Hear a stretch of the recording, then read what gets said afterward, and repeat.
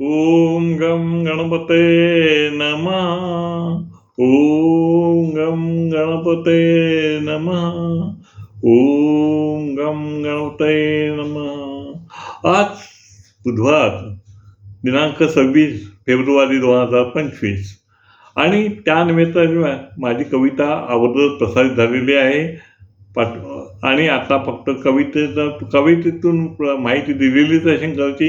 पण आज फक्त शंकराची पूजेचं वर्णन म्हणजे कसं माहिती आणि महती हे सांगण्याचा माझा प्रयत्न आहे. आता महती आणि माहिती हे तर आपल्याला सगळ्यांना माहितीच आहे, पण तरीसुद्धा आज महाशिवरात्र आहे.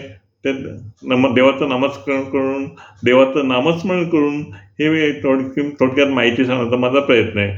आता आपण मंदिरात जातो, शंकराच्या मंदिरात जातो, त्यावेळेला शंकराचं प्रथम जातो तेव्हा देवळाच्या मंदिराच्या समोर म्हणजे शंकराच्या समोर पहिले नंदी असतो आणि नंदीचं दर्शन हे पहिले करायचं आहे. नंदीची पूजा प्रथम करायची आहे आणि पूजा अर्चा केल्यानंतर नंदीची पूजा अर्चा केल्यानंतर शंकराचं दर्शन करायचं आहे, शंकराची पूजा करायची आहे.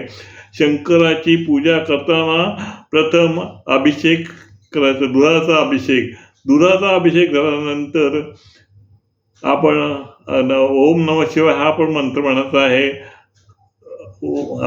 आणि 3 पानाचा बेल, मुख्य म्हणजे 3 पानाचा बेल देवाला अर्पण करता व्हायचा डोकं आणि त्या नमस्कार करत आहे.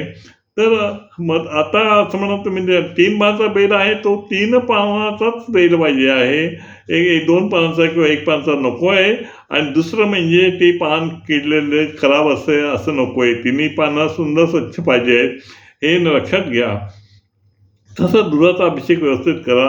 आणि नंतर महत्त्वाची गोष्ट दुसरी की शंकराला आपण लगेच प्रदक्षिणा पूर्ण मानायची नाही आहे. शंकराची प्रदक्षिणा ही पूर्ण नाही आहे. आपण उजव्या बाजूला शंकराचे पिंडी ज्या आहे, शंकराचं हे पिंडी आहे त्याच्या बाजूला उजव्या बाजूला गंगा वाहते आहे. म्हणजे त्या तिथे जाऊन प्रदक्षिणा मारताना तिथे वाकून नमस्कार करता पुन्हा आपण आपल्या जागी यायचं आहे, पुन्हा समोर यायचं आहे, पुन्हा दर्शन घ्यायचं आहे.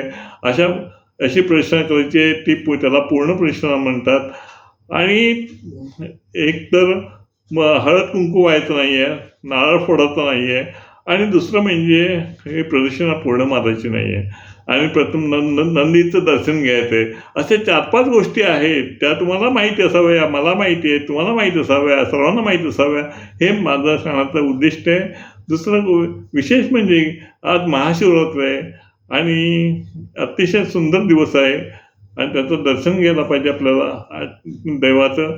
आणि जर आपल्याला तुम्हाला दर्शन घ्यायला जर जमलंच नाही, बाहेर जाणं जमत नसेल किंवा काही समस्या असेल तर तुम्ही आपल्या घरी देवाचं नामस्मरण, देवासमोर बसून देवाचं नामस्मरण करा.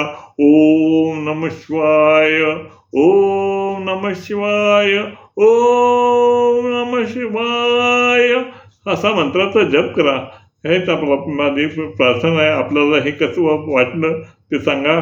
आणि मला वाटतं आपल्याला ही जी माहिती देण्याचा मी आमचा थोडक्यात प्रयत्न आहे तो आपल्याला आवडला असेल. नमस्कार. ओम नमः शिवाय.